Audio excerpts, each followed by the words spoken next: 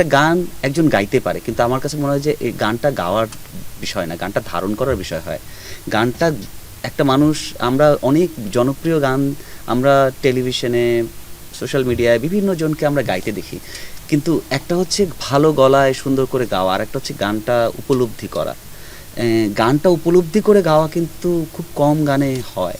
কানাইদাস বাউলের যেই দরদ মাখা মায়া মাখা কণ্ঠ, এইটা আমি এই গানের ক্ষেত্রে আমি বলবো যে আর কারো ভয়েসে আমি শুনতে পাই নাই।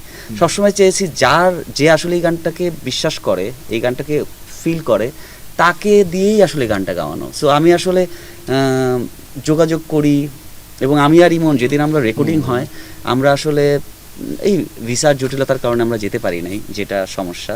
কিন্তু আমরা যেটা করি, আমাদের ওখানে একটা বন্ধু থাকে, আমরা স্টুডিওতে ওখানে রাখি, আমরা এখানে অনলাইনে ওনাকে দেখতে থাকি, মানে এক ধরনের ভিডিও কলের মতো। ওখানে আমাদের সাউন্ড ইঞ্জিনিয়ার আছে, আমরা এখান থেকে ওনার সাথে দেখছি, এবং ইমন আর আমি যে পাশের রুমে ওখানে ঘন্টা পর ঘন্টা বসে আছি, উনি টেক দিচ্ছে, এবং উনি যেহেতু অনেক বয়স্ক, এবং এটা তো কত 1.5 বছর আগের কথা, রেকর্ডিং যখন হয়েছে, তখন উনি আসলে একটা দুইটা তিনবার গাওয়ার পরে উনি গাইতে পারেন না, অনেক কষ্ট হয়। তো উনি অনেক কষ্টই হচ্ছিল, কিন্তু আমাদের তো আসলে ফাইনাল, আমরা তো জানি এটা সিনেমায় যাবে, আমরা কোনো ভুল ত্রুটি রাখতে চাচ্ছিলাম না। সো ইমন বারবার টেক নিচ্ছিল, প্রায় 7-8টা টেক নেওয়া মনে হয়, 8টার মতো টেক নেওয়া হয়েছিল।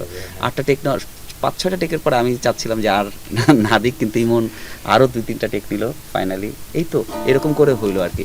আমরা ওনার, আমি ওইখানে যখন টেক হচ্ছিল তখন ওনার সাথে আমাদের কথা হচ্ছিল নানা বিষয়ে, মানে টেকের ফাঁকে উনি রেস্ট নিচ্ছিলেন 10 মিনিট পানি খাওয়ার জন্য কিংবা রেস্ট নেওয়ার, তখন আমি একটু বলতেছিলাম যে এই আপনার কিন্তু আসতে হবে বাংলাদেশে যখন আমরা ছবিটা রিলিজ দেবো। উনি আবার বলতেছে হ্যাঁ যাবো তো।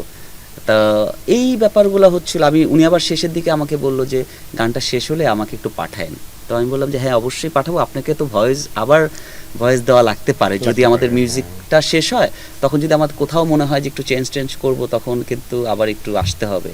তো উনি বললেন যে হ্যাঁ আসবো, সমস্যা নাই, কিন্তু গানটা আমাকে পাঠিয়েন। গানটা যখন ফুল রেডি, তখনই আসলে উনি মারা গেলেন, এবং তার 10-15 দিন আগে উনি হসপিটালে ছিলেন, আমরা তখন শোনাতে পারলাম।